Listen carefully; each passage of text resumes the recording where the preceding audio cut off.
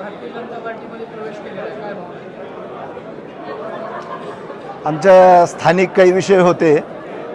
स्थानिक पातळीवर काम करताना, स्थानिक प्रश्न सोडवताना अनेक अडचणी येतात.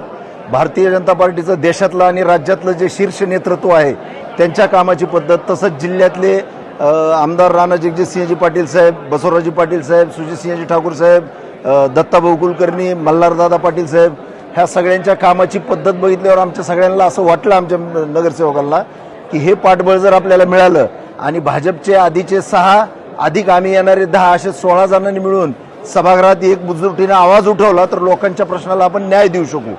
जिथं आवश्यक आहे सत्ताधाऱ्यांचं, म्हणजे शिंदे सेनेचं अध्यक्ष आहे आणि त्यांचे 4 नगरसेवक आहेत, तर आम्ही 16 आहोत 20च्या सभागृहात. अशा वेळेस जर त्यांना चांगलं काम असेल तर पाठबळ द्यायचं, मदत करायची, आणि चुकत असले तर एक प्रबळ विरोधी पक्षासारखा जाब विचारायचा, जेणेकरून शहरातल्या जनतेवर अन्याय होऊ नये.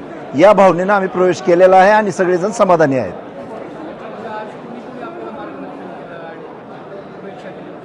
प्रवेशासाठी आमदार राणा जगजितसिंहजी पाटील साहेब, माजी आमदार सुजितसिंह ठाकूर साहेब, जिल्हाध्यक्ष दत्ताभाऊ कुलकर्णी, युवा नेते आणि ज्यांचे अनेक फॅन जिल्हाभरात आहेत ते मल्हारदादा पाटील, या लोकांनी अतिशय तळमळीनं आमच्या भावना ऐकून घेतल्या, आमचे मतं जाणून घेतले आणि त्या पद्धतीनं त्यांनी आम्हाला पाठबळ दिले.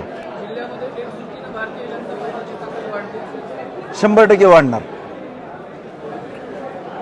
आज जी काही शक्ती आहे त्याचा आलेख वाढता राहील, यात दुमत नाही.